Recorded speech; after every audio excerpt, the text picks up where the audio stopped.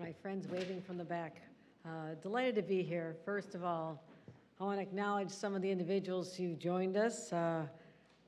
We have an extraordinary leader in Albany representing this area.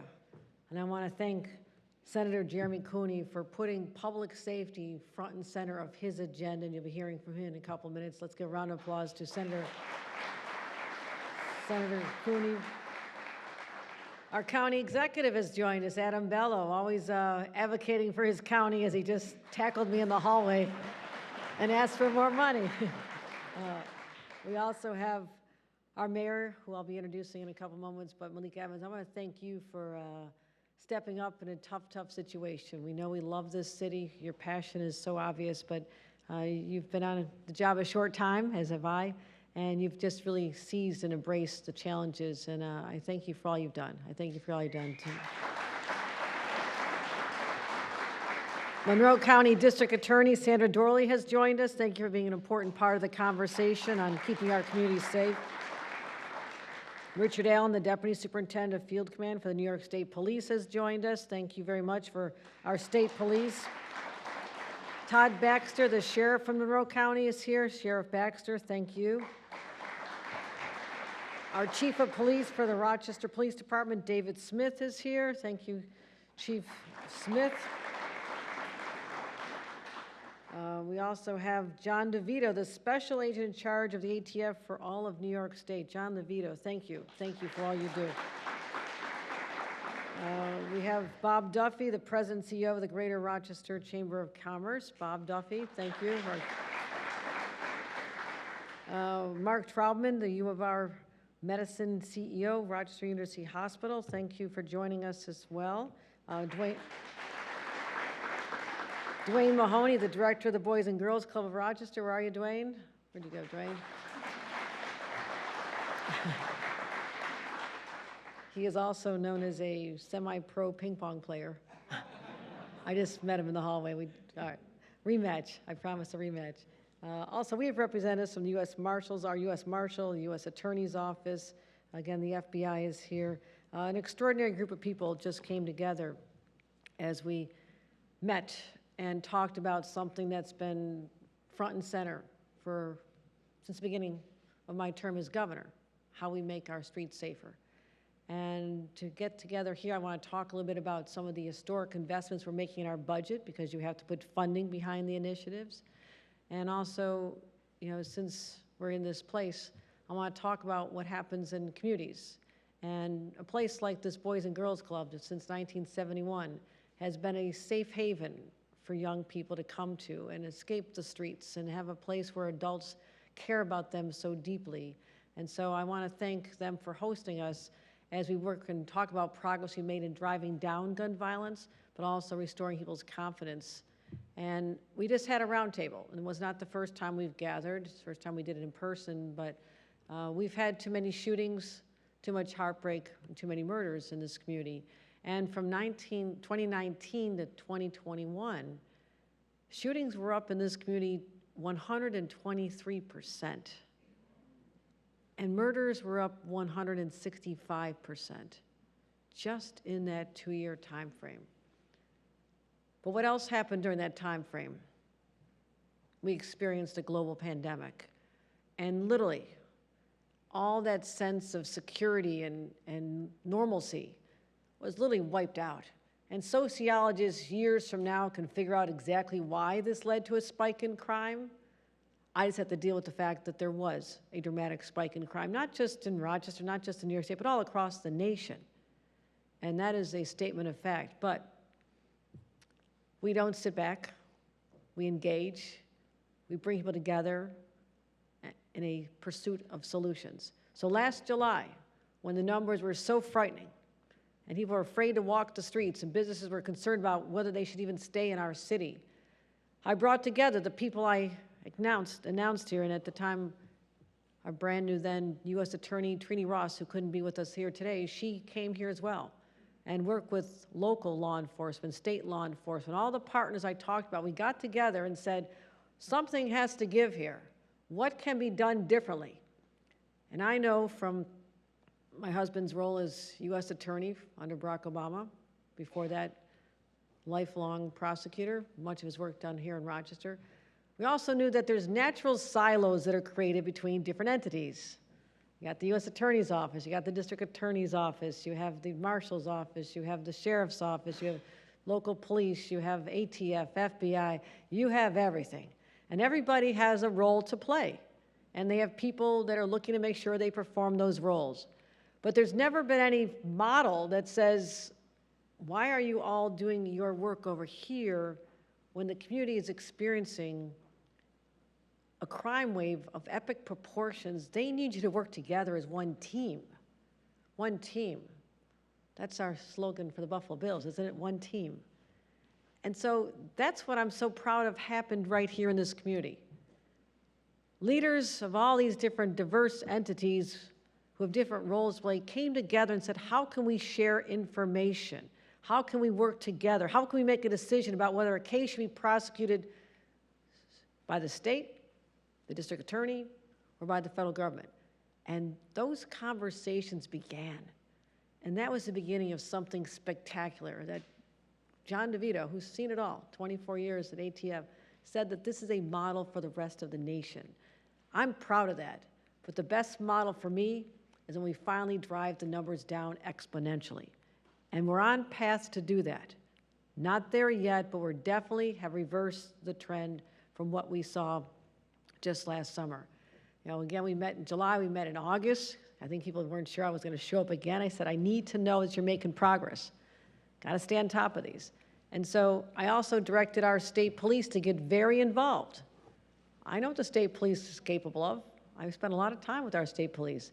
I knew that they could actually be eyes and ears and hands on the ground, boots on the ground to help a city that needed our help at that time. So I said to the mayor, I'll give you police officers. I'll give you state police on the ground.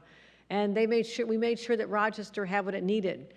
And I would say this coordination, this effort, this boots on the ground, this willingness to just pull together has now resulted in something which could have been a very different outcome. We just saw our data from 2022.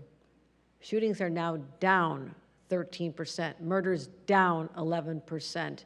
And this year, just looking in the last 2 months, 2023, in 2022, in comparison, we had 39 people shot in the city of Rochester in that 2-month period alone last year. So far, that number is now 19. 19 too many, but the trend has been reversed. So all these have a ripple effect. I'm not telling anyone that it's over. We should feel safe now.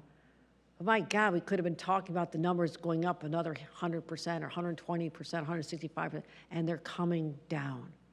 And I want to thank everyone. Let's give a round of applause to all the people I mentioned who are out there every single day, some literally in harm's way on our streets to make sure that we can sleep safely in our beds at night. Let's give all the members of law enforcement a round of applause.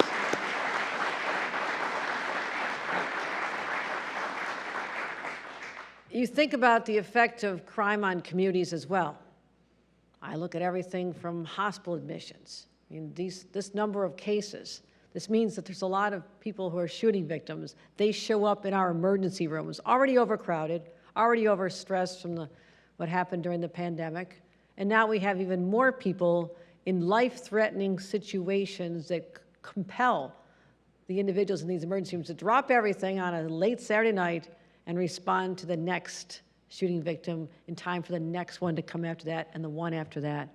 So we also have to look at our emergency room capacity. And I'm very proud to announce here today, and you heard about it last week perhaps, but I'm going to go visit shortly, $50 million to help construct a $640 million new emergency room department at Strong Memorial Hospital. We're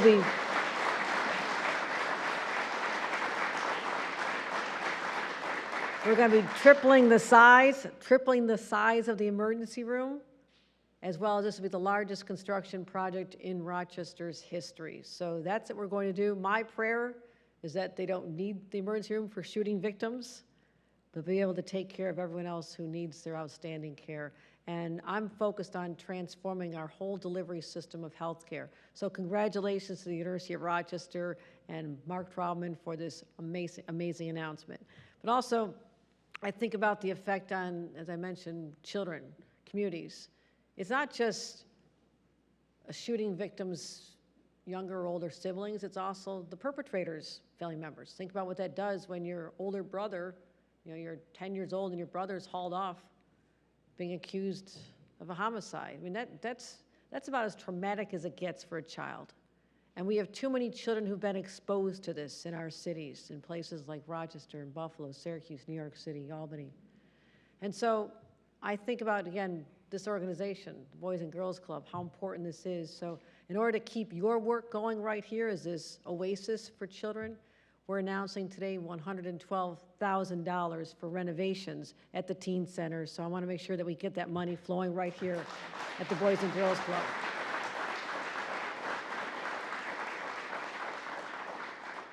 Also, we announced our budget just about 6 weeks ago. A budget can be boring, but it also is a statement of priorities.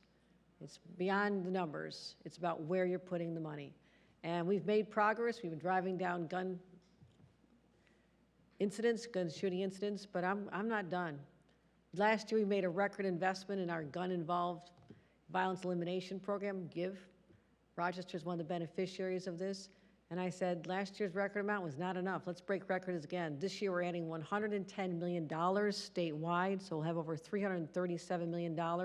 And for the Rochester area, this means you'll be receiving $36 million, up from $18 million a year ago. Our state police will be increasing our community stabilization units, literally the people on the ground, from 16 communities to 25 communities. Also, we need more law enforcement. I'm increasing the state police academies. They said we only have capacity for 2. I said, really? There's nowhere else in the state of New York we could have a couple more classes.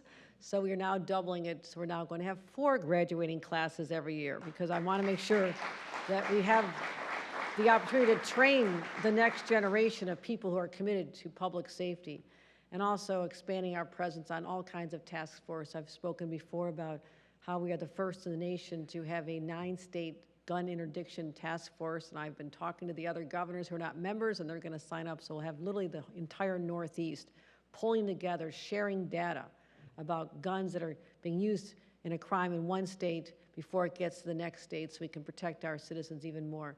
So we also have to focus on what our local prosecutors are doing.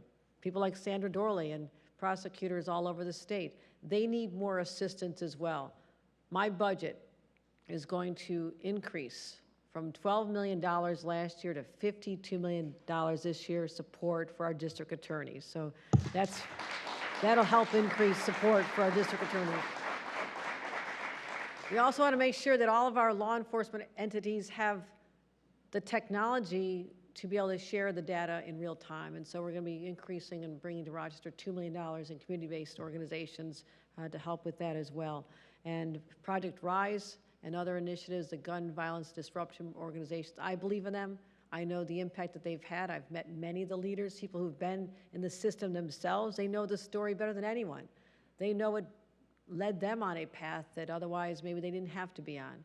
And they are the trusted voices that we need more of out there. So we're going to continue identifying the programs that really work, putting money behind them, and making sure that we support them any way we can. So those are some of our initiatives. But there's another public safety initiative that doesn't have dollars attached to it. In fact, in my opinion, it's a very simple change in our law. And I've been focused on, since I became governor, how we can improve our bail laws. And let me say this. From the beginning, I have supported the underlying premise of the bail changes, because we had a situation that came to light and is emblematic of many other situations where a young person was held not because of the severity of a crime, stealing a backpack, literally stealing a backpack, but spent years in Rikers awaiting his chance to go to court. Now, if that child, that teenager, had parents with money in the bank account, or they had their own money and they could have made bail, could have been back in school, could have gone off and got a job, would have had a very, very different outcome. But the laws did not allow that. He didn't have the money, he had to be detained. So when you think about, did that really make sense for society to hold someone for years waiting for their trial for such a minor crime, when someone else accused of the exact same crime would be back out home, the difference being the size of your bank account? Oh, that's not a system of justice at all. No one would believe it was. But the bail changes from 2018 swept up too many crimes and covered too many situations, and ones that were common sense would say, wow, I can't believe someone could actually get out for doing that crime with a gun, that they've hurt other people and they could do it again. And so we look back, we made changes last year. We put in standards for judges to consider that were not there before. Was there harm done to a person or individual? Was this a repeat offender? Was it a violation of an order of protection? Guns involved? I mean, we said common sense says you should give the judges something to look at, because otherwise all they had the discretion to look at was whether or not the person was likely to come back to court. So they are directed by the law to institute the least restrictive means to ensure a return to court. I guess they would look at risk of flight. They have a bank account in the Grand Caymans, okay? They have access to a private plane. They're probably not going to stick around. But it became an absurd standard, that that's all you could look at. You can't look at whether or not they're going to go out and hurt someone again, or perhaps kill someone this time. And so we said, you know, we had those modifications last year. Now we have an inconsistency in the law. The standards we put in last year to consider, which makes sense, but as long as that language, the least restrictive means, remains, and this is from our district attorney, not just here but all across, then the judges have the discretion to opt for that standard if they want to do this. To me, that says, again, we're back to a system of unfairness.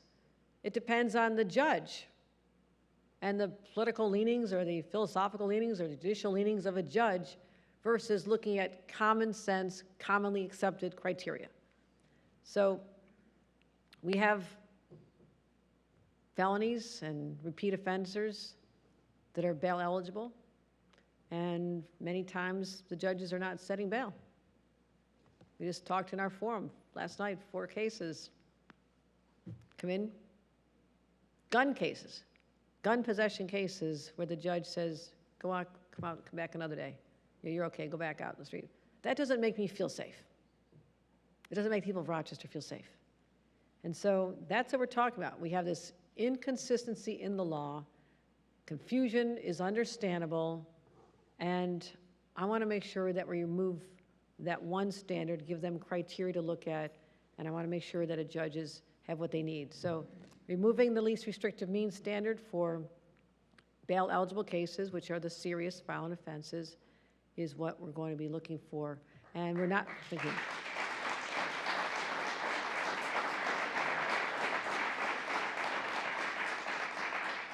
Again, we're not looking to criminalize poverty. We're not wiping out the standard, the least restrictive means for these other cases where you would say, why would they have to sit in jail waiting because they didn't harm anybody, there's not a gun. That's what we're talking about, leaving that intact. I want everyone to understand that. We're talking about protecting society in a way that people would think is common sense. And so many members of the legislature have stepped up in support, others have not. And I want to say it's courageous when someone can stand up and say, I know we need this change. I know it's hard, but I also know that it has to happen. So I want to recognize Senator Cooney for doing that. And he is one of our leaders. He's one of our champions. So I will let him speak in a couple minutes. I want you to hear from him directly about why this is so important to him and his influence in the legislature. But here's what we have to do. To bring down crime once and for all, we need to invest in programs that stop gun violence. We need to put more police on the streets. We need to invest in mental health. We didn't even talk about our bill. Housing for sure, housing for sure. That's why we have a very aggressive housing plan on the books. And it's on our list too.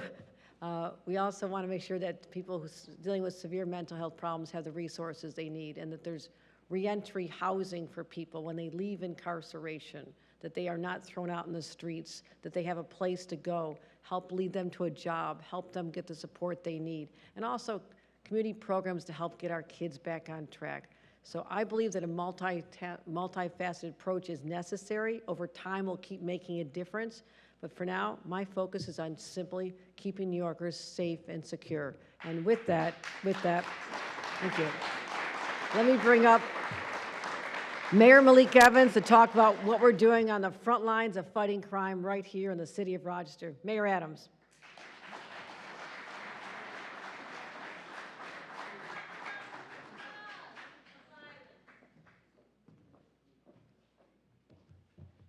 So it's good to be here. My kids spend a lot of time here at the Boys and Girls Club as members, and I want to thank Dwayne Mahoney for hosting us here today. Let's give Dwayne Mahoney a round of applause. And I want to thank Governor Hochul, again, for not forgetting about Rochester. She has been here regularly to make sure that we make the right investments in our young people, to make sure that we make the right investments in our community to make sure that we reduce crime. I also just want to recognize some of our local elected officials that are here. Councilmember Mike Patterson from Rochester City Council, County Legislator Mercedes Vasquez-Simmons, President Sabrina Lamar, who are all here. If you can give our local elected officials a hand, great. We will not reduce violent crime in our cities or any cities without the whole of community approach, without collaboration.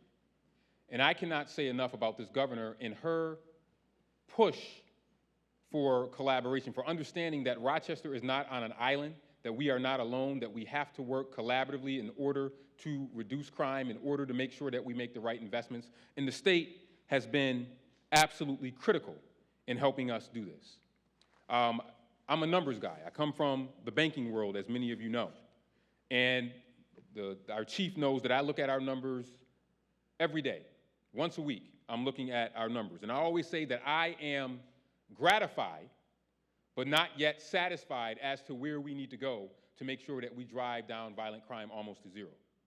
And I will tell you that because of the support of programs that the governor has in this budget and are expanding, such as the Gun-Involved Violence Elimination Program, or GIV, we're seeing the results in Rochester. But we know that with violent crime, there's perception and there's reality. And we are battling against both. But we know that with the governor's support, and she mentioned this in her remarks about the numbers last year, we're seeing that this year, in the first 7-8 weeks of this year, we're seeing shooting incidences down 42.86%, shooting victims down 51.22%, and individuals killed by gun violence down 16.67%. Now, we have not arrived, we cannot celebrate, we cannot pop the champagne, but we can be gratified but not satisfied to continue to push and support programs that will do this. I wholeheartedly support the governor and her budget that she has put forth to the legislature. I wholeheartedly support it. I believe that it is important that we make these investments. She has a great balance of prevention, intervention, and suppression in that budget. She also is showing that we can do it all. So often we get in our mental capacity that, oh, if we're doing one thing, we can't do the other thing. No, she has shown through $84.1 million for youth employment programs, $37 million for the gun program, $70 million for communities to respond to the aftermath of gun violence, that you can do both. $52 million to aid prosecution for 62 district attorneys' offices across the state. She has shown that we can strike the balance, and that in New York State, that we can be a leader,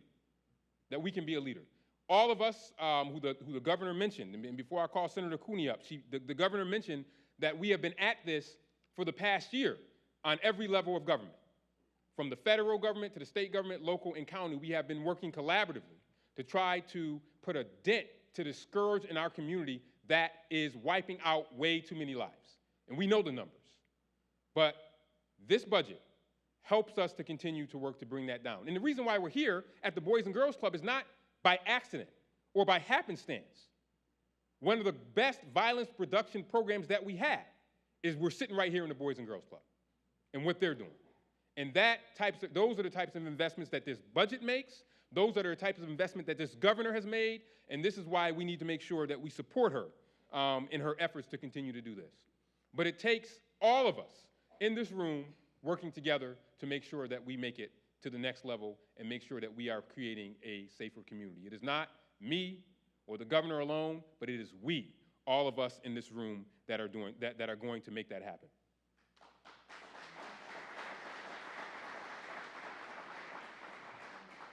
And speaking of we, I always say, I blame our state legislators if I don't get what I want. Because I told the governor, but the state legislators got to pass it, right, Jeremy? Right, Senator Cooney? So we have our great senator from the Senate. Senator Cooney is here to make some remarks and close us out. I want to thank him for his leadership. I want to thank him for his partnership on this public safety issues, but other issues in Rochester, the investment in Rochester. Because this governor and this senator, they are making sure folks across the state know that New York State doesn't end at Westchester County. They're saying that, hey, there's this great city up here in Rochester. And as the young people used to say, don't talk about it, be about it. And this senator and this governor, they don't talk about it, they're all about it. And their presence here has shown that they are all about it. So with that, I bring up Senator Jeremy Cooney.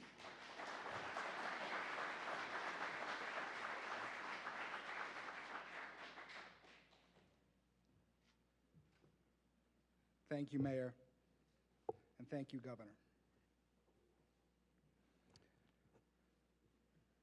I'm frustrated, and my guess is that many of you in this room are frustrated too. How do we solve the crime that we're seeing on our streets? Doesn't have an easy answer. There's not a single perpetrator. There's not a one law. We are seeing something different in Rochester, different than the rest of the cities across this state, different than our sister cities on the Thruway, Buffalo, Syracuse, Albany. This is a culmination of years of systemic disinvestment in our neighborhoods. It's the result of a lack of economic opportunities and lost generational wealth for Black and brown people. It is the underperformance of an urban school system and the corresponding workforce challenges.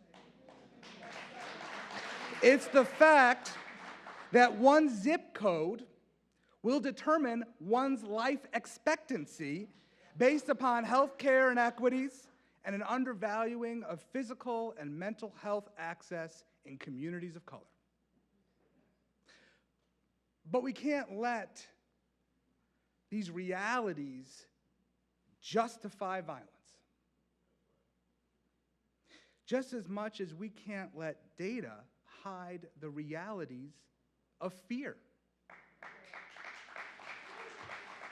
Because the neighborhoods that I represent, public safety isn't a data point, it's a feeling. And when you feel safe, you feel safe. And when you don't, you don't. And right now, here's what I'm hearing from our community.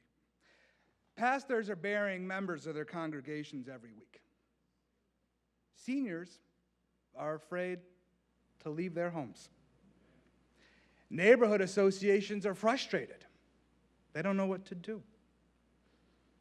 Parents don't want to put their kids on the bus in the morning because they want to make sure they come back home at the end of the day. Business owners are worried about the safety of their employees at the end of the workday when they walk out to the parking lot or to catch the bus. And those who are committing the crimes are getting younger and younger. This is a moment for leadership, and our governor is sounding the alarm. But it's not just for state senators and for mayors. It's for all of us. all of us demanding something better for Rochester. And while I certainly don't have the perfect solution, I'm listening to my community's plea to just do something. And I believe this is a start. Our state law allows for those accused of violent crimes or repeat offenders to be held. And we must continue to give judges the tools to enforce these laws. This isn't a rolling back or an overstep in public policy. It is a surgical approach to the law, making small improvements that will give our courts clarity and to keep our streets safe. Again, this is a moment for leadership for us all. And I'm committed to working with Governor Hochul, members of the State Assembly and the State Senate throughout the budget process, but as well as with members of our own community to make Rochester a safer place for all families and all neighborhoods. Because the future of our community is right here in the Boys and Girls Club. It's right across the street at Wilson Magnet High School. This is why we're in the room. Because the kids who play basketball here after the chairs are picked up and cleaned up, they need us. And it is time to step up and do what Rochester and New York needs us to do. Thank you. And thank you so much for coming out.